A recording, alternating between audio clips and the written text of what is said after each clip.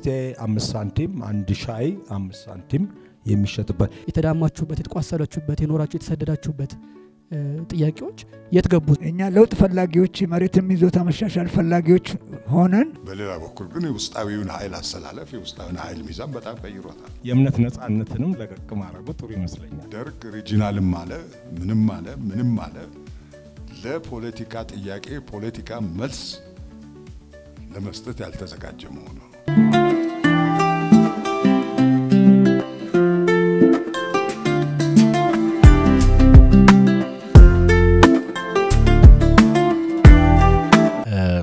ካሽናርጋቸው ዘፋኝ በጣም መተወደው መታደንቀው የነበረው ዘፋኝና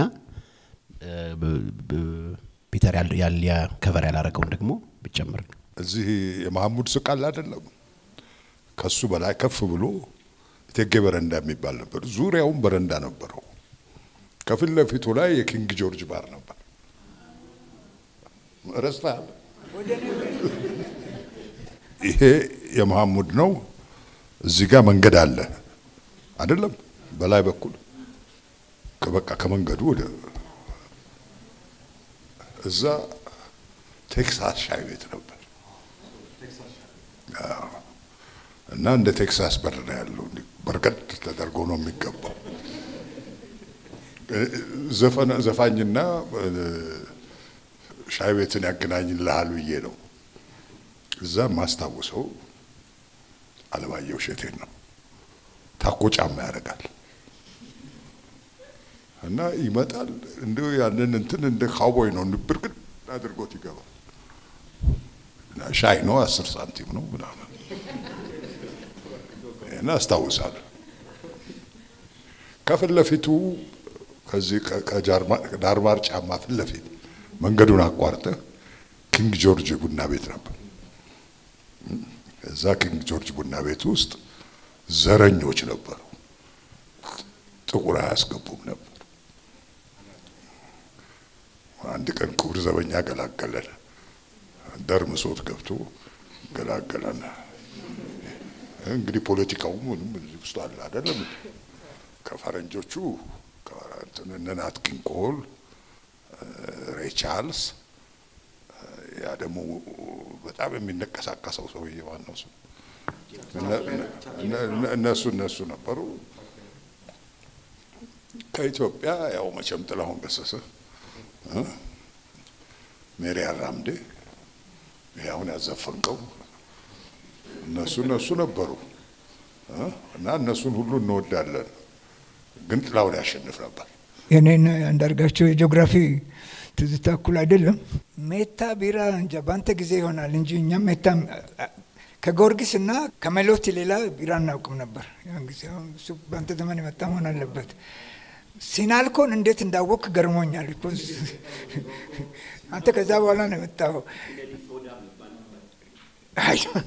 but actually አሁን ነው እንጂ ፔፕሲ ኮካ ማሪንዳ ፋንታ ወዘተ አራንቻታ ነው ምንለው በጠቅላላው ኤኒ ጣፋጭ ሶዳ ወዝ አራንቻታ ነበር የዛን ዋጋ በቅጡ አላስታውስም ግን በጣም ካሁኑ ጋር ሲታይ በብላሽ ነበር የምንጠጣው ማለት ነው በጣም ርካሽ ነው ወደ ዘፋኞች ከተሄደ አገስ እንስማማለን መሰለኝ አለማየሁ እሸቴን ሶስታችንም እንትን ብለናል ከሱ ዘፈን አንተ አንዱ ያነሳው ማንነን ትልቅ ሰው ነው ግን ማንነን ትልቅ ሰው ላይ አንተ ያነሳው ግጥም የሱ አይደለም የታምሩ ፈይሳ ነው ዩኒቨርሲቲ ሲወዳደር የገጠመው ግጥም ነው አለማየሁ ወስዱት ነው አገስ ሲዘት በነገራችሁ ላይ ይሄ ኤንሪኮ ነው እዚህ አራስ ኮንድል ሊጋ ያለው ሴቶች መግባት ጀምረው ነበር ከዛ በፊት አይታዩማ ትሪያኖን የሉም ምናምን እዛች ፎቋ ላይ አይደለም ያው እኛ ምን ሄዶ ለመታየት ነው ሌላ ነገር ግን አንድ ብረት ለበስ የሚባል መጠጥ ይጠጡ ነበር ዊስኪ ይደረግበትና በላዩ ላይ ኮካ ኮላ እሷ ብረት ለበስ ትባል ነበር ሴቶቿ ልጃገረዶቹ በመሸፈን እኮ ነው ውስኪ እንደማይጠጡ። አሁን ከተነሳው ጥያቄ አንፃር አሁን ማነሳው ቀጥሎ ያለው ጥያቄ ይሄ it's a great leap forward basically እና ስለ ፖለቲካ ለመለስ ነው። የአብዮቱ ጊዜ ላይ አሁን ቀደም የተነጋገርንባቸው ፓርቲ መስረታው ምኑ መጣና አብዮቱ ላይና የተማሪዎች ንቅናቄ ላይ የአብዮቱ 3 አዕማድ መላቸው አሉ። የመሬት የብሔረሰብና የዲሞክራሲ ጥያቄ ሶስቱ ነበሩና ከዛ በኋላ እንግዲህ ከ67 የመሬት አዋጅ ላይ ያው እሱኛውን እናንተ በምን መልኩ ተመለሰ ይሉ ተናግሩኛላችሁ። በተወሰነ መልኩ ተመለሰ ተብሎ የመደብ ቅራኔ የሚባለው ጠፋ ተባለ። አንድ ሁለተኛ 83 ላይ የብሔሮች ጥያቄ ኢቭን የስራርቱ አርክቴክት ነው የሚሉ ሰዎች የብሔር ጥያቄ 83 ላይ ተመልሷል። ምክንያቱም እነሱም የዛ ትውልድ አካል ስለነበሩ ማለት ነው። በኢህአዴግ ዙሪያ የተሰባሰቡ ሰዎች የነበሩትና ዋና የዲሞክራሲ ጥያቄ ግን ስቲል እስካሁንም ድረስ እንደተንጠለጠለ ቆይቷል። የዚህ ማሳያ ለምሳሌ የመሬት ጥያቄ ላይ ገበሬዎች ማህበራት ከተደራጁ በኋላ ከነሱ በኋላ የነበረው እስኪ ፈርሱ እስከ 81 ባለው ጊዜ እነ ደሳለኝ ረህመቶ በፊት ከነበረው ከ67 በፊት ከነበረ የገበሬው ኑሮ ብሶን የተገኘው ምክንያቱም ይሄ ኮታው ገንዘብ ማዋጣቱ ምኑ የገበሬው ኑሮ ተመልሶ ይሄ የመሬት ባለቤት ሆኖም ግን ደግሞ የመሬት ተጠቃሚ እንዳይሆን ሆኗል የሚል ነው።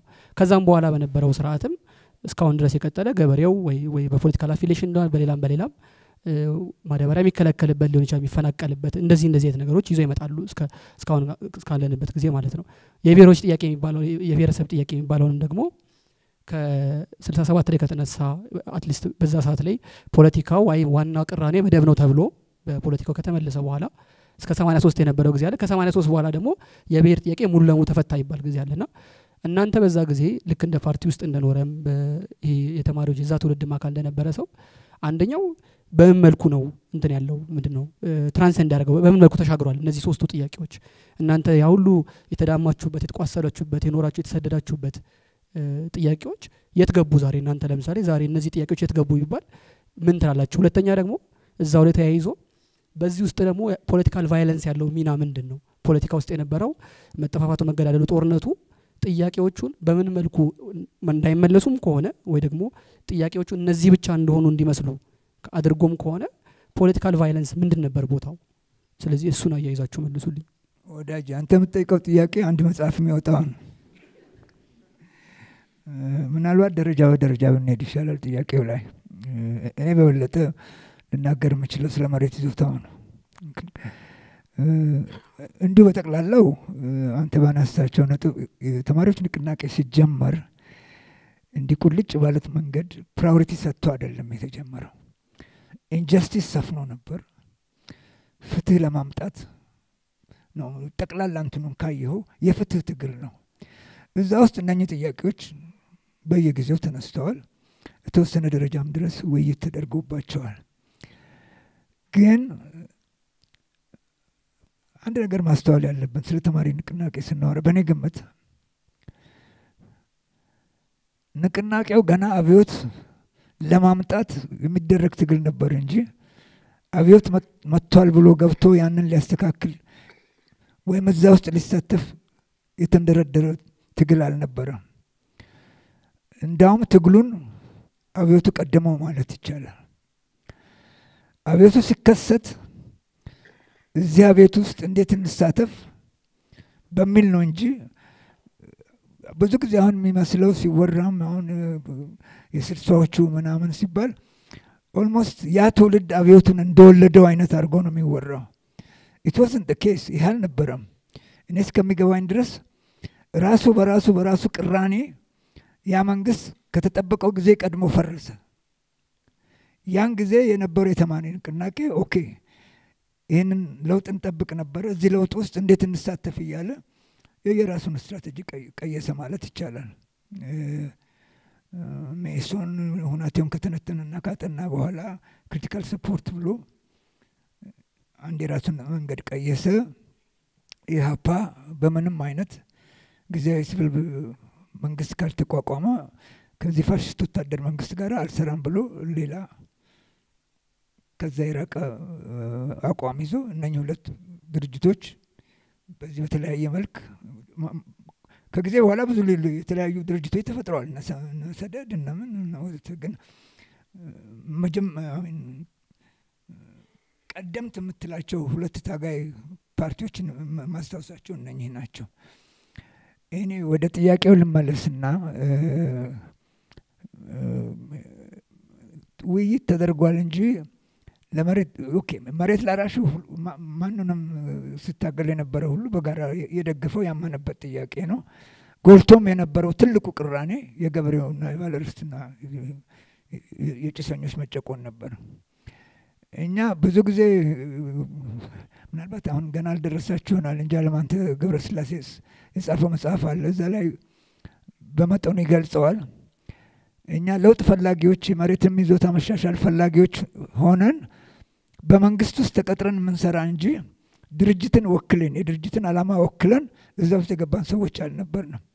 ከጊዜ በኋላ አዋጁ ከታወጀ በኋላ ወዲያው ባፍላው ማለት ይቻላል የተለያዩ ድርጅቶች ወይ የድርጅት አባሎች ገብተዋል። በተረፈ ግን ያ አዋጅ ሞሮሌስ የገጠር መሬትን ለውጥ በሚፈልጉ ቴክኖክራትስ ነው የታወጀው። እንደውም በአመዛኙ ከማስታውሰው የህግ ሰዎች ነበሩ። አንዳንዶቹን ለመጥቀስ ያህል ጣማ በየነ፣ ዘገየ አስፋው፣ አለማንተ ገብረስላሴ፣ ዳዊት ዮሐንስ ነው ዳዊት ሂሩይ ይቅርታ። እነኚህ የህግ ባለሙያዎች ነበሩ። ከህግ ባለሙያዎች ውጭ የነበርነው ሁለት ነን እስከማስታውሰው፣ ታየ ጉርሙና እኔ ነበር። ታየ ጉርሙ ፖለቲካል ሳይንስ ነው፣ ኢኮኖሚክስ ነበር።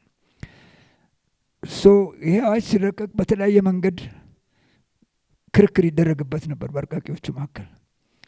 የፖለቲካና የኢኮኖሚ ዝንባሌ ያለው የብሔርንም ጥያቄ ሙሉ ባብሎም ባይሆን በከፊልም ቢሆን ያስተናግደዋል የሚል እምነት ነበረው። ሌሎቻችን ደግሞ ይሄ አዋጅ ምንም የብሔር ትኩረት የለውም፣ የተጨቆነውን ገበሬ የሰሜኑንም ሆነ የደቡቡንም ሆነ እኩል የመሬት ባለቤት የሚያደርግ ነው የሚል እምነት ነበረን። በጣም ያከራከረን አሁንም ብዙ ሰው የሚከራከርበት ነጥብ ለምን መሬትን ሙሉ በሙሉ የራሱ አድርጎ እንዲሸጠው እንዲለውጠው እንዲበደርበት ሳይሆን ተገድቦ እንዲጠቀምበት ብቻ ተደረገ። ዩሱፍራክቸሪ ራይት ሉተር እነኚህ የህግ ሰዎች ለምን የሆነ የሚል ጥያቄ ነበረ። እዛ ላይ ያሸነፈው ክርክር ባለርስቱ ገንዘቡን ይዞ መሬቱ ተወስዶበታል። ይሄን በጣም ችግር ላይ ያለው ገበሬ በአጭር ጊዜ ውስጥ በዚህም በዛም መንገድ በገንዘብ እያባበለ መሬቱን መልሶ ይገዛል። ከገዛ ይሄ የተደረገው ጥረት ሁሉ እንደገና ተመልሶ ነበርበት ቦታ ይመለሳል። ስለዚህ እሱ ከተጠቀመበት መሸጥ ለምን ቅድሚያ እንትን ይሰጠዋል? ከጊዜ በኋላ ሁናቴ ሲረጋጋ ማንኛውም አዋጅ እንደሚሻሻል ሁሉ ሊሻሻል ይችላል። አሁን ግን አሁን ባለበት ሁናቴ ገበሬው የማረስና በዛ መሬት ላይ የመጠቀም መብት እንጂ የመሸጥ የመለወጥ መብት አያስፈልገውም የሚል ነበር። ሌላው ምናልባት አሁንም ቢሆን ይሄ ጥያቄ ሊያከራክር ይችላል እንበል። አሁን በተለየ በዛን ጊዜ መሸጥ መለወጥ ተፈቅዶለት በሚያጋጥመው የተለያየ ምክንያት ገበሬው እየሸጠ መሬቱን እየለቀቀ ቢወጣ፣ ያን ጊዜ ደግሞ ዘመናዊ እርሻም ተጀምሮ ነበረ። ዘመናዊ እርሻ እንግዲህ የተስፋፋ ይዞታ መያዝ ነው። ያንን አስፍቶ ለመያዝ የሚፈልጉ ሰዎች ገበሬውን ገንዘብ እየሰጡ መሬቱን እንትን ቢሉና ያ ሁሉ ገበሬ ከእርሻው ቢነቀል የትኛው ፋብሪካ ውስጥ ነው የሚገባው? አንድ የፋብሪካ እድገት ያለበት አውሮፓ ውስጥ እንደዛ ነው የሆነው። ከገጠር ለኢንዱስትሪያቸው ገበሬ ምንድነው ሰራተኛ ያገኙት ከመሬቱ ተነቅሎ የመጣው ነው። የኛ ግን ከመሬቱ ቢነቀል ኖሮ የትኛው ፋብሪካ ያስተናግደው ነበር? የስራ አጡን እንትን ማሳበት ብቻ ነው። አንደኛውን ትልቁ ክርክራችን ይሄ ነበር። ምናልባት አሁንም ቢሆን በስፋት ገበሬው ከይዞታው ቢነሳ አሁን እንኳን ባለው የልማት ደረጃ ያንን የሚነሳውን ህዝብ የሚያስተናግድ የፋክተሪም ሆነ የኢንዱስትሪም ሆነ እገት ደረጃ ላይ አልደረስንም የሚል እምነት አለኝ። የግል እምነቴ ነው። ከዚህ ጋር ያይዘህ ያነሳው የብሔር ጥያቄ ነው። እንግዲህ የብሔር ነጻነት የተለያየ የትግል ዘርፍ አለው። ኢኮኖሚካሊ እኛ እንደምንገምተው የመሬት ይዞታ አዋጅ ያንን ጥያቄ ሙሉ በሙሉም ባይሆን በአመዛኙ መልስ ሰጥቶታል። ግን ከዛ በኋላ የመጣው ጥያቄ የባህል ነው። የቋንቋ፣ የሃይማኖት፣ የባህል ወዘተ እነኝን የመሳሰሉ የብሔር ጥያቄዎች በመሬት ይዞታው አዋጅ ተመልሰዋል ወይ አልተመለሱም የሚል ጥያቄ አለ፣ ሊኖርም ይችላል። ግን ሲረቀቅ የአዋጅ ይሄንን ታሳቢ አድርጎ የተቀረጸ አዋጅ አይደለም። ምናልባት በመንፈሱ ሊሆን ይችላል። ስፒሪት ኦፍ ዘ ሎ ነው የምትሉት እናንተ አይደለም እንጂ ኢን ኢፌክት ኢኮኖሚክ ኮንትራዲክሽኑን ብቻ ነው ሊፈታ የተነሳው አዋጅ። ኦር ራዘር ኢንጀስቲሱን ነው። ሶስተኛው ዴሞክራሲ ነው መሰል ያልከው። ዴሞክራሲ ብዙ ያወያያል። ሴንትራል ዴሞክራሲ የሚባል የሶሻሊስት አስተሳሰብ አለ። እኔ እንኳን ሶሻሊስት ዲክቴተርሺፕ ይመስለኛል እሱ። ለነገሩ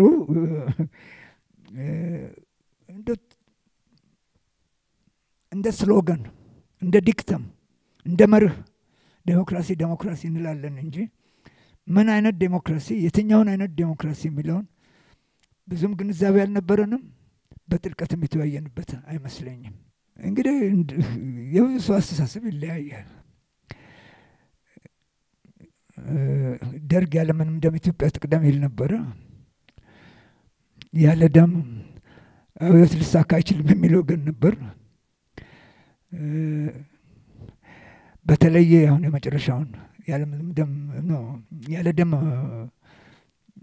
አብዮት ሊሳካ አይችልም የሚለውን ከወሰድክ obviously violence implicitly or explicitly, whichever way you want to look at it,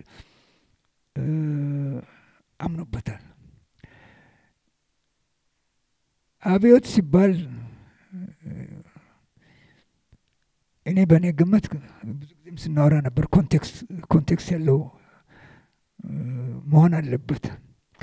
ግድ በቫይለንስ ሌላ ሀገር አብዮት ስለተካሄደ ሁሉም ሀገር በቫይለንስ ይሂድ የሚል ህግ እኔ አይታየኝም። the point was እኛ ሀገር ውስጥ ከአብዮት በፊት እኔ ስለ አብዮት መወራቱን ቃሉንም ያኔ ነው አብዮት የሚል ቃል የተማርኩት ያን ጊዜ ነው። ነገስታት አንዱን በጦርነት አሸንፎ አንዱ ይነግሳል። ምን ይላል? ዞሮ ፊውዳሊስት የሆነ ስትራክቸር ነው። ከዛ ስትራክቸር ኳንተም ጃምፕ አድርጎ ነው ሶሻሊዝም ውስጥ የገባው። እንደ በቅድም እንደተባለው በሊበራል ሪፎርሚስት እንትኑ መንገድ እንኳን አልተራመደም። እንዲህ አይነት በጣም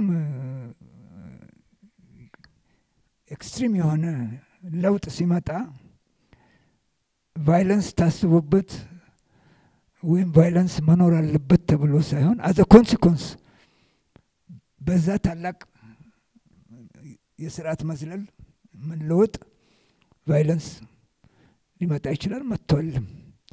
ምክንያቱም የመጣው አዲስ ስርዓት ቀደም ሲል የነበረውን ስርዓት ይዞ የቆየውን ማስቀየሙ፣ ቅር ማሰኘቱ ይሄ እንኳን ቫሊዩ ኦሪየንትድ ሰብጀክቲቭ ስቴትመንት ነው። የእሱን ህይወት መኖሪያ ንብረት ነው የነካበት። እንደውም ከተነሳ መጀመሪያ ላይ የገጠር መሬት አዋጅ ሲታወጅ የከተማ ቤቶች አዋጅ አልታሰበም።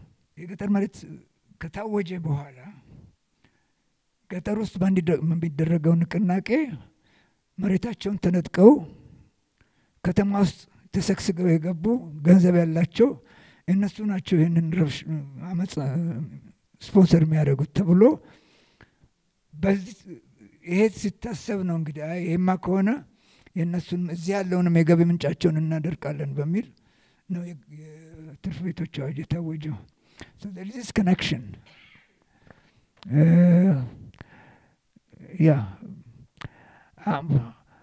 አመጽ or rather violence እናምጣ ብሎ አዋጁም አልተነሳም።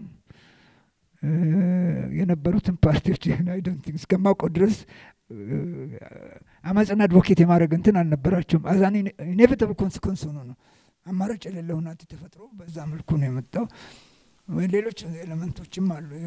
ንቅናቄው በወታደሩ ሃይጃክት መሆኑ ምናምኑ እሱ ሁሉ ራሱን የቻለ ነገር ያለው እንትን መጽሐፍ እንዲጻፍ ነው የምትፈልገው። ባጭሩ ለማንሳት እኔ እንደው ጥያቄውን አጠቃላይ ስመለከተው መሬት ተብሎ ብሔረሰብ ተብሎ ዲሞክራሲ ተብሎ ደግሞ በኋላም ቫይለንስ መጥቶ ለምን ከሸፈ አብዮቱ ነው ጥያቄው። በትክክል ገብቶኝ ነው ይሄን ጥያቄ ነው። በመጀመሪያ ነገር መቼም እዚህ ኢትዮጵያ ውስጥ አንድ ነገር በእኛው ሀገር ተጀምሮ እኛው ሀገር የሚያልቅ በእኛው ሀገር ንጹህ ሆኖ ወይንም ተጠራምሶ የሚያልቅ አድርገን ነው የምናየው። አብዮት ብዙ ቦታ ሀገር ውስጥ ይጀመራል፣ ይካሄዳል። አብዮት ብዙ ሀገር ውስጥ ይከሽፋል። አንዱ በዓለም ውስጥ ከተካሄዱት አብዮቶች ውስጥ የከሸፈው የኢትዮጵያ አብዮት ነው። ስለዚህ ስለ መሬቱ ሁኔታ ታሜ እንትን ብሏል፣ እዛ ላይ አልመለስም። የብሔር ጥያቄ ላይ በአብዮቱም ጊዜ አንዳንዶቻችሁ ታስታውሱ ይሆናል በአዲስ ዘመን ጋዜጣ ላይ ጭምር ውይይት ይካሄድበት ነበር። በተለያዩ ሴሚናሮች ላይ፣ ሲምፖዚየምስ ላይ፣ ኮንፈረንሶች ላይ በጣም በግልጽ ውይይት ይካሄድበት ነበር።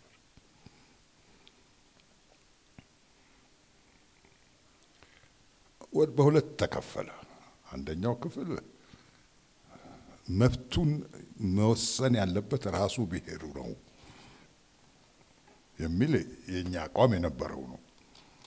ከውጭ አምጥተን መብትህ ይሄ ነው ብለን የምንሰጠው አይደለም። በሌላ በኩል ደግሞ የለም ሪጂናል አውቶኖሚ ነው የሚለው ነው።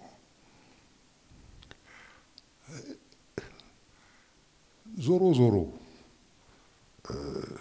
ሼርድ ሩል እና ሴልፍ አድሚኒስትሬሽን ሴልፍ ሩል እንደማለት ነው። ያ ሪጂናልም ቢሆን ኮንሴፕቱ የሚመጣው ግን ዲሴንትራላይዜሽን በሚለው ስር ነው። ዲሴንትራላይዝ ይደረጋል ነው ሪጂናል አውቶኖሚ።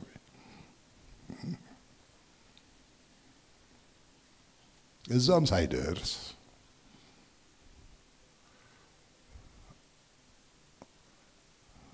አንዳንድ ሀገሮች አንዳንድ ክፍሎች ሪጂናል አውቶኖሚ ናቸው ተብለው ነበር መሰለኝ። የአፋር፣ የኤርትራ፣ የምናምን ይሄ ዲሴንትራላይዜሽን ነው። መብት የብሔር መብት የሚለውን አይደለም የሚመለከተው። እዛ ጋር ራሱ ችግር አለ። ግን ደግሞ የብሔር እንቅስቃሴዎች ተነሱ። የኤርትራ፣ የሶማሌ፣ የኦሮሞ፣ የትግራይ ለነዚህ የተሰጠው መልስ ፖለቲካል አይደለም። የብሔር ጥያቄ ዲሞክራቲክ ጥያቄ ነው፣ ዲሞክራሲያዊ ጥያቄ ነው። ለዚህ ዲሞክራሲያዊ የሆነ መልስ ነው የምትሰጠው፣ ፖለቲካል መልስ። የደርግ መንግስት ይሄንን እንትን አላለም። ወስዶ 1983 ላይ አደረሰ። ይሄንን ማለት አልተሞከረም ማለት ነበር። ዋናው ጥያቄ ኤርትራ ነው ተብሎ ታስታውሱ እንደሆነ የ9 ነጥብ ፖሊሲ ወጥቶ አሁን በዚህ ፕሬዝዳንት የነበሩት መቶ አለቃ ግርማ ኮሚሽነር ሆነው ኤርትራ ሄደው ፖለቲካል ሶሉሽን ለማግኘት ተሞክሮ ነበር፣ አልሆነም፣ ከሸፈ። ኦኬ አሁን ይህን ጥያቄ እንፈታለን ብለው የመጡት የብሔር ድርጅቶች እኔ በጣም እርግጠኛ ነኝ ፌዴራሊዝም ነው መፍትሄው ብለው አዲስ አበባ ከመግባታቸው 4 ሳምንት በፊት በዛ ውሳኔ አድርገው እንደሆነ እጠራጠራለሁ፣ በጣም እጠራጠራለሁ። እዚች አዲስ አበባ ሲደርሱ የወሰኗት ውሳኔ ናት። ያልተጠና ውሳኔ ነው። የራሴን ኤክስፒሪየንስ ላስታውሳችሁና እንጃ ወደ ደሴ ሲቃረቡ እንግሊዝ ሀገር ስብሰባ ተደረገ፣ ሌስተር ዩኒቨርሲቲ።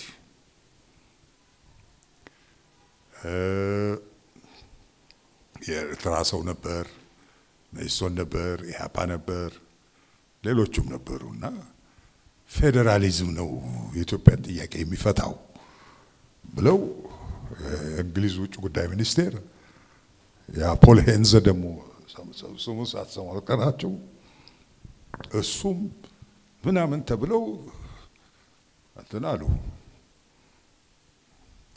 አይ ቲንክ እኛን የሰበሰቡን እንደው ምን ያስባሉ ብለው እንደው የኛን አሴስ ለማድረግ ነው እንጂ እኛ የምንለውን ለመስማት አይደለም። እሱም ገብቶናል። ይህን ነገር የማነሳው ለምንድን ነው? it's at a late hour. ኦኬ። ስለዚህ ፌዴራሊዝም ብለው ያስቀመጡት ስርዓት ከእንግዲህ መቼም ወደ ኋላ ልጠመዘው ወደ ኋላ ልመልሰው የሚቻል ነገር አይደለም። እሱ እንዲሻሻል መስራት ነው። ግን መጀመሪያው ነው የከሸፈው። ደርግ ሪጂናልም አለ ምንም አለ ለፖለቲካ ጥያቄ ፖለቲካ መልስ ለመስጠት ያልተዘጋጀ መሆኑ ነው። ዲሞክራሲ ያልከው ነገር እስከተወሰነ ደረጃ ድረስ ተካሂዷል። ዲሞክራቲክ እንትን ነበር ማለት አሁን የገበሬ ማህበራት እስከ 25000 ተቋቁመው የራሳቸውን መሪዎች ይመርጡ ነበር፣ የራሳቸውን ዳኞች ይመርጡ ነበር። ምን ነው አልተስማማ? ተራስ ሰጣኝ ማለት እና ያቺ ነበረች። ግን ወዲያው ወደ ስቴት አፓራተስ ተቀየሩ። ወደ ስቴት አፓራተስ ሆኑ እና አንድ የደርግ መንግስት 25000 ስቴት አፓራተስ ሲኖረው ምን ማለት እንደሆነ ማየት ያስፈልጋል። የወዛደሩ ወይ ላባደረው በብዙ 100,000 ተደራጅቶ ነበር። ኢንዱስትሪ ማህበራት በሚል በ9 ኢንዱስትሪ ማህበራት ብዙ 100,000 ተደራጅቶ ነበር። እሱም ድርጅቱ እንዳለ ወደ ስቴት አፓራተስ የሴኩሪቲ አፓራተስ ማለት ነው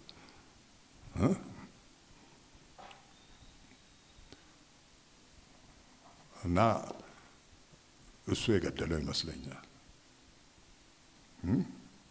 እንግዲህ እዚህ ውስጥ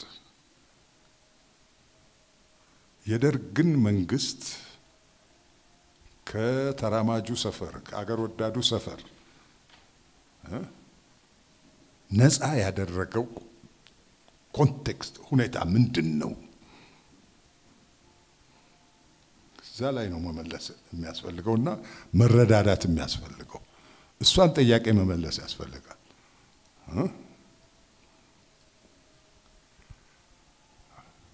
እኔ እንደሚመስለኝ የሶማሌ ወረራ ትልቅ ሚና አለው እዚህ ውስጥ።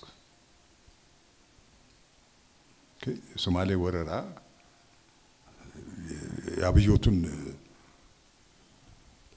ትራጀክተሪ ቀይሮታል። በዛች በ3 ዓመት ውስጥ አብዮቱ የውጭ ኃይል ድጋፍ ወይ ምናምን አልነበረው። በእኛው እየተንደፋደፍንም ቢሆን በእኛው ነበር።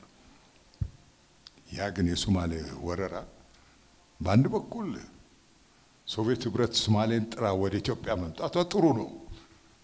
ለኛ ሊሞቱ ለኛ ሊሰው መጡ። ይሄ ጥሩ ነው። በሌላ በኩል ግን የውስጣዊውን ኃይል አሰላለፍ የውስጣዊውን ኃይል ሚዛን በጣም ቀይሮታል። ከዚህ ጋር ተያይዞ ነው አብዮቱ የከሸፈው። ስለዚህም ደግሞ እስከዛሬም ድረስ ቢሆን የመሬቱ ጥያቄ እንዳለ ነው። እንደውም ሌላ ፎርም ወስዷል። ዛሬም ቢሆን የብሔረሰቦች ጥያቄ እንዳለ ነው። ምክንያቱም እንደ አንዱ የዲሞክራቲክ መብት አይደለም አራማጆቹ እየተመለከቱት ያሉት እንደው የመገፋፋት መብት። ብሔረሰብ መብት ይሄን አይሰጥም። አንተ አነሳት ቅድም ሮዛ ሉክሰምበርግ አንድ የምትለው ነገር አለ። የአንድ ሰው መብት የሌላው ሰው መብት የሚጀምርበት ድንበር ላይ ይቆማል ትላለች። የአንድ ብሔር መብት የሌላው ብሔር መብት የሚጀምርበት ድንበር ላይ መቆም አለበት። ዲሞክራቲክ የሚያደርገው ይሄ ነው። ድንበሩ ሲታወቅ ነው። የመብት ድንበሩ ሲታወቅ ነው። እሱ የበለጠ ያውቃል። እኔ እዛ ውስጥ ገብቼ አልፈተፈትም። ሶ ቫይለንስ እንግዲህ ቫይለንስ ሲባል ብዙ ጊዜ የሚነሳው ቀይ ሽብር፣ ነጭ ሽብር ነው። እሱ ብቻ አልነበረም።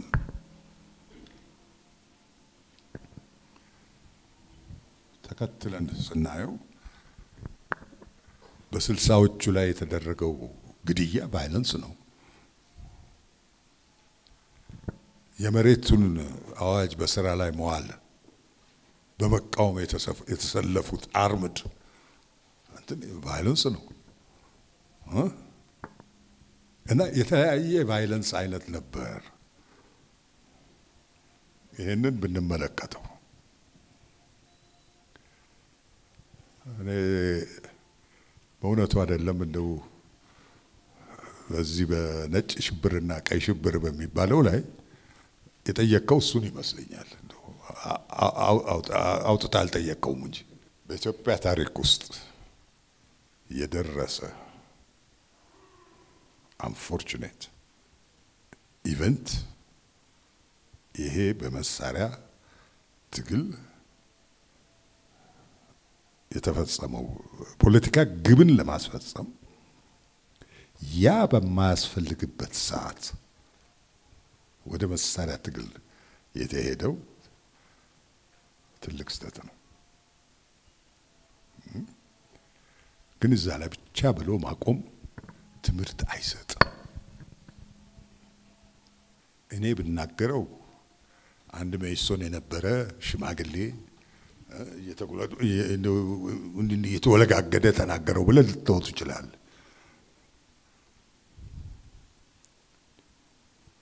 የሁለቱንም ወገን እና የደርግንም ጨምሮ ቫይለንስ ዱሪንግ ዘ ኢትዮጵያን ሬቮሉሽን በሚል ከወገንተኝነት የጸዱ ሰዎች ቢመረምሩት ይሻላል። ለዚህ ማናቸው ምርምር ቢደረግ ጥሩ ይመስለኛል። ግን እንደው መይሶን በሰፊው ድምጽ የጻፋትን አንዳርጋቸው የተናገረው ነው። አንተ እንኳን ማን ነው አንተ የለበትም ብዬ ነው መይሶን ውስጥ በትልካል ብሎ ከማለት ፋይሎች እኮ አሉ። አገር ግዛት ሚኒስቴር ውስጥ ፋይሎች አሉ። ጸጥታ ውስጥ ፋይሎች አሉ። ከኛ አልፎ እንትን ማለት ያስፈልጋል ነው ማለት። የቀይ ሽብር ምናምን ደግሞ ተብሎ አንድ አቃቤ ሕግ ሁሉ ተቋቁሞ ምርመራ አድርጓል። አንድም የመይሶን ስም አልጠራም እዛ ውስጥ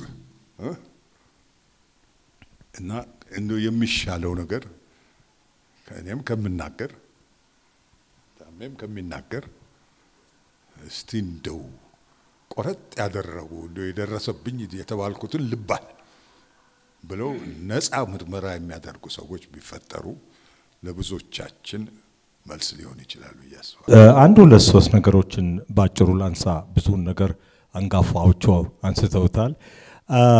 የመጀመሪያው ነገር ብዙ ጊዜኛ የፖለቲካ ትውልድ ነው የምለው የሚከሰስበትና ሂስ የሚቀርብበት ይሄ ለውጡን በማምጣት ወደ አመጽ ወደ ቫዮለንስ 66ን ጭምር የካቲት 66 ላይ አንደርጋቸው መጽሐፉ ላይ ጥሩ አስቀምጦታል። ይሄ ግንባር ቀደምነን የሚሉት ድርጅቶች እንደመይሶን እንደ ኢህአፓ ጭራ ሆነው የተከተሉበት እኔ እስከማስታውሰው አዲስ አበባ ነበርኩ። በየሰልፉ ወጥቻለሁ። በራሪ ወረቀቶችን አነባለሁ። አሁን የኢሳማ የሌበር ሙቭመንቱ ይሄ በክፍያና በወርገቢ ላይ በሌሎች የሰራተኞች መብት ጉዳይ ላይ ተነሱ። ማንም ግንባር ቀደም ነኝ የሚል የፖለቲካል ፓርቲ የመራው መርቶም ያደራጀው አልነበረም። እስላሞች አዲስ አበባ ሰልፍን የተሳተፍኩ 100,000 ሰው የወጣበት የሃይማኖት እኩልነት ይጠበቅ ተብሎ ማንም ድርጅት የመራው አይመስለኝም። አስተማሪዎች ያንን ሴክተር ሪቪውን ተቃውሞ ስትራይክ ሲያደርጉ ማለት ግራ የሆኑ ሌፍት ኦሪየንትድ የሆኑ መምህራን የሰራተኛ አንዳንድ መሪዎች ሊኖሩ ይችላሉ። ግን አንድም ፓርቲ መይሶንም ኢህአፓም እነዚህን ሁሉ ሙቭመንቶች 66 ላይ ወጡትን እኔ የመራው እኔ ያደራጀው ነኝ ማለት አይቻልም። ይሄ ደግሞ አዲስ ፊኖሜናን አይደለም። በታሪክ የቦልሸቪክ ሬቮሉሽን ሌኒን በተደጋጋሚ አንስቶታል። እንዳውም ሶቪየቶች እኛ አደራጀናቸው ሳይሆኑ የሰራተኞች ሶቪየቶች የወታደሮች ሶቪየቶች ከኛ ቀድሞ ሄዱ እኛ እንደ ጭራ እየተከተልን ለማደራጀትና ለመግባት እዛው የሞከርን ነው። ስለዚህ ይሄን ሁሉ ነገር ያመጣው የሚበጠብጠው ያ ትውልድ ነው ብሎ ለማለትም ከባድ ነው። እንደው ሂደቶቹ ክሮኖሎጂውን ማየት ነው የሚመስለኝ።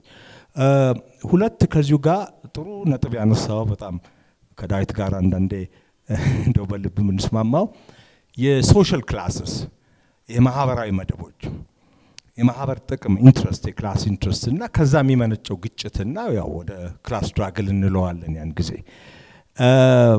እሱ ካርል ማርክስ ስለሞተ መደቦች ያለቀላቸው መደቦች የሚባሉ የሌሉ የመደብ ኢንትረስት እንደሌለ እስካሁን ድረስ በአንደምታም ይሁን በቀጥታም ይነገራል። ይሄ ትክክል አይመስለኝም። ላለን ማህበራዊና ፖለቲካዊ ችግሮች እዚህ በከተማው በዚህ አርባናይዜሽኑ ጊዜ ሁኔታ እናየዋለን። አንድ ክስተት ነው አርባናይዜሽን ከተሜው እየጨመረ ሲሄድ ይሄ የኑሮና የሀብት አለመመጣጠን ድህነት ብቻ አይደለም ሶሻል ኢንኢኳሊቲ አንድ ህብረተሰብ እኮ ሙሉ ለሙሉ ድሃ ሆኖ ግጭት ላይኖረው ይችላል። ግጭት ሊመጣ የሚችለው የሶሻል ኮንፍሊክት የሚመጣው እንደው ያልተደላደለ መጠነኛ የሆኑት ከፍተኛ ገቢና ከፍተኛ የኑሮ ለቅ ያለ ላይፍ ስታይል ሲም በአንጻሩ ግን ከለትለት ጉርስ የሚሯሯጠው ህዝብ ደግሞ ይሄን ሲመለከት ነው ብስጭት ቁጣ የሚመጣው። ከዚህ ጋር ምንድነው እንግዲህ ብዙ ጊዜ ያሁኑ ትውልድ እንጃ ይሄ ቴዎሬቲካል ፍሬምወርክ ኮንሰፕቹዋል ፍሬምወርክ ሶሻል ሳይንስ ውስጥ ወይ ከፍ ያለ ጥናት ለማድረግ ካልሆነ አይታይም። አስፈላጊ ይመስለኛል። አርባናይዜሽን እንደ ጽንሰ ሐሳብ ብዙ ከገጠርም ይሁን ከመሳሰለ ቦታ መጥቶ ከተሜ ሆኖ ሰፍሮ እዚሁ ለስራ ፍለጋ ስራ ሰርቶ ለመኖር ያንን የሚገልጸው ነው። ይሄ የሚያመጣው መዘዝ አለ። ይሄ ሶሻል ዲስሎኬሽን የምንለው አሁን በውጪ ይሄ በደም ኮንሰፕቹዋላይዝ ነው። ሶሻል ዲስሎኬሽን ምንድነው? ስራ አጥነት፣ ድህነት የመሳሰሉት ነገሮች ናቸው። በሰፊው ተጽፈዋል። አሁን አንድ አገር አንድ ከተሜ እንትና አንድ ሶሲዮሎጂስት ፈረንሳይ ኤሚል ደርካይም አነሚ የሚለው አነሚ ኮንዲሽን በለውጥ ላይ ሲሄድ አንድ ህብረተሰብ አንድ አገር የሚመጡ ችግሮች አሉ። ከዚህም ችግሮች መካከል የሶሻል ዲስኦርጋናይዜሽን ሶሻል ዲስኦርደር ወንጀልንም ጨምሮ አሁን አንድም የወንጀል ምንጩ በእኛ ፊልድ ድህነት ብቻውን ሳይሆን የዓለም መጣጠን የተዛባ ከፍተኛ ኑሮ ያለው ከፍተኛ ገቢ ያለውና ምስኪኑ ደሃ ይሄን ሲመለከት ከዝርፊያም ከቅሚያም ከወንጀል የመሳሰሉት ነገር እንደሚመጣ ነው። ይሄንን መመልከቱ የሚቻል ይመስለኛል። ሁለተኛ እንግዲህ መደቦች አሉ። ሶሻል ክላስስ ኢትዮጵያ ውስጥ የለም ከተማ ውስጥ የለም ብሎ ለማለት ይሄም ማለት ማርክስን ከሞተበት ቀስቅሶ ለማስነሳት አይደለም። በእርግጡ ይሄንን መቼም የማይቀበል ሰው ወይም እሺ ለስለስ ባለ መልኩ የማክስ ቬበርን ሶሻል ስትራቲፊኬሽን ሶሻል ክላስ ስትል ማህበራዊ እርከኖች አሉ። እሺ እንስማማ። ምንም በሱን የሚያጣላና አይመስለኝም። ምክንያቱም የሚያመጣው መዘዝና የሚያመጣው ችግር አለ። ይሄንን ኢትዮጵያ ውስጥ እኛ አላመጣ ነው። የማህበራዊ መደቦችን ግጭት በመሰረቱ ቆስቁሰን በመደብ ተደራጁ የመደብ ችግሮች አንዳንድ ችግሮችን ኮንሰፕቹዋሊ በመደብ ደረጃ የተከፋፈለ የመጣው ችግር በመሆኑ እሱን ለመመለስ ችግሩን ለመመለስ ይሄ የእኩልነት ጥያቄ ማህበራዊ እኩልነት ጥያቄ የመብት ጥያቄ በመደብ ደረጃ እሱን አንስተናል። በርግጥም ይሄ ደግሞ የሚያስወቅሰን አይደለም። በቀደም ስናነሳው ነበር። ይሄን ደግሞ ይቅርታ የሚያስጠይቀን አይመስለኝም። ይሄን ችግር መመልከቱ ይቅርታ ደግሞ ይቅር ባዩስ ማን ነው? የትኛው ገለልተኛ ወገን ነው የሚል ነገር ውስጥ ይከተናል። ከዚሁ ጋር ግን ጥፋትም አለ። አሁን መጽሐፌ ውስጥ ያነሳሁት አርሲ ገደብ አርሳሳ ሄደን እነ ታምራት ያረቀቁትን የመሬት አዋጅ በስራ ለመፈጸም በአንድ ወረዳ ደረጃ ደፋ ቀና ስንል እኛም ካልተሰጠን ማንዴት ወጥተን ገበሬውን እናስታጥቅና እናደራጅና ግጭት ውስጥ እኔ በመሰረቱ መጀመሪያ ላይ አንደኛ ይሄ ሚሽናችን ተልኳችንም አይደለም።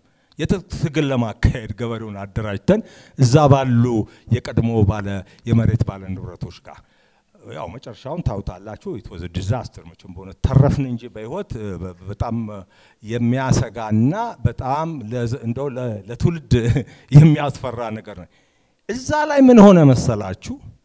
እኛ የማውን የገጠር መደቦችን አናሊሲስ እሱን ይዘን ነው የተመለከተነው። ምንም ከመሬት ጋር የተደረገ ጥናት የለም። በኢትዮጵያ ውስጥ በኢትዮጵያ ገጠር ህብረተሰብ ውስጥ ይሄ መካከለኛ ገበሬ፣ ዝቅተኛ ገበሬ፣ ከፍተኛ ገበሬ፣ ባለመሬት ገበሬው በሙሉ ከኛ ጋር ሊሰለፍ ይችላል። የድሮ የመሬት ከብርቶች አሉ፣ የታጠቁ ናቸው። እስካሁን በቃ ገበሬውን ከያዝን በቁጥርም በብዛት ነው። ግጭቱ ሲጀመር የከፊል ገበሬው ከመሬት ከብርቶች ጋር ዞሮ ነው መልሶ የገጠመን እና ምንድነው ብለን ስንል ለካ በማህበራዊ ህይወት ቀደም ብሎ ትስስር አላቸው። በብሔረሰብ በሃይማኖት በጋብቻ ትስስር ያላቸው ነው። ያንን ነው ሪዳክሽኒስት መሆናችን አልተመለከትነውም አላየነውም። እንደውም ያስቆጣን እንዴ ለገበሬው እዚህ እኛ ተራጅ ታጠቅ መሳሪያ ልትታጠቅ ነው ታገል ስንለው እንዴት ከዛ ከጠላቱ ጋር ከመደብ ጠላቱ ጋር ወግኖ መልሰው ሊወጋን ይችላል ብለን በጣም ነበር የሚገርመን። ይሄ በኋላ ነው የታየን። ምክንያቱም ትንሽ ያው ቀኖናዊነት ዶግማቲክ የሆነ የማርክሲስት ኢንተርፕሬቴሽን የለብለብ እውቀታችን ስለነበር በለብለብ የተገኘ ነው። ቫዮለንስን በዚሁ ላጠቃል። የቫዮለንስ ጉዳይ እኔ እስከሚሰማኝ እንደ ወጣት ሞኜ መንግስት በመሰረቱ ማክስ ቬበር የሚለው ሞኖፖሊ ኦፍ ፓወር ያለው ነው። ስልጣን ያዘ። ስልጣን ማለት ደግሞ ቫዮለንስንም ጭምር ሞኖፖሊ ቫዮለንስ ያዘ ነው። በጦር ኃይሉ፣ በፖሊስ፣ በመረጃ ኃይሉ፣ ፍርድ ቤቶችም ያው እንደ ድመት መዳፍ የሚጠቀምባቸው ለመምታት። ስለዚህ በአቤቱታ በሰልፍ የምትፈልገው ነገር ልትቀይር ማችልበት ደረጃ ነው። አሁን አንድ ምሳሌ አለ ነን ቫዮለንት ሬዚስተንስ ፒስፉል ስትራግል እነ ማህተመ ጋንዲ አይነት እሱ እኮ ቫዮለንስን እኮ አላስቀሩትም። እንደውም መንግስት በመሳሪያ እየቀጠቀጠ ነው። መጨረሻው ላይ እንግዲህ ያው መቼም ያው አንድ የሆነ ማሰሪያ ነገር ያስፈልገዋል በሚል ቅኝ ግዛቱን ተወንጂ መንግስት ይሄን ሁሉ ኃይል ይዞ ስልጣን ይዞ ከቫዮለንስ ይቆጠባል ማለት የሚቻል አይመስለኝም። ስለዚህ ለዛ ነው እንግዲህ ችግር አለው በዚህ ጉዳይ ላይ። ቫዮለንስን ደግሞ ከልክም በጠን ፖለቲካዊ መፍትሄ ሰላማዊ መፍትሄ የሚያስፈልጉት ነገር ላይ ሁሉ የለም ይሄማ ሪፎርሚስት ነው ትግል ሲባል እስከ መጨረሻው ስር ነቀል ሆኖ ጠላትን መደምሰስና የራስን የበላይነት ያን ጊዜ አሁን ድረስ ኮስችን የምናደርገው ያው the dictatorship of the proletariat እሱ ማስፈን አምባገን የህዝብ አምባገንነት ያስፈልጋል። ይሄ another form of violence ነው። እኛ ሀገር ብቻ ሳይሆን ሌላም ሀገር ያመጣው በተለይ በሶቪየት ህብረት በ30ዎቹ በቅርብ እንኳን የታገሉትን በስታሊን ፐርጅ ተደርጎ ያስከተለው መዘዝ አለ። እሱ እና ቫዮለንስ ከልክም በላይ ሲሄድ ሁሉን አይነት ግድያ ሁሉን አይነት ቫዮለንስ ጀስቲፋይ ያደርጋል። እሱ ላይ አልተቆጠብንም አላየነውም። እሱ ነው ችግሩ እንጂ ከዛ መልኩ ይመስለኛል። በጣም እናመሰግናለን። ማሳረግ አለብን። ዳይሬክተሮቹ የተቆጡ ነው። ግን ከ1 እስከ 3 ቁጥር የተሰጣችሁ ሰዎች አጭር ጥያቄ አንድ ጥያቄ ለማን ዳይሬክት እንደምታረጉ አርጋችሁ እዚች ጋር በቀበሉና ጥያቄዎቻችሁን እንቀበላለን።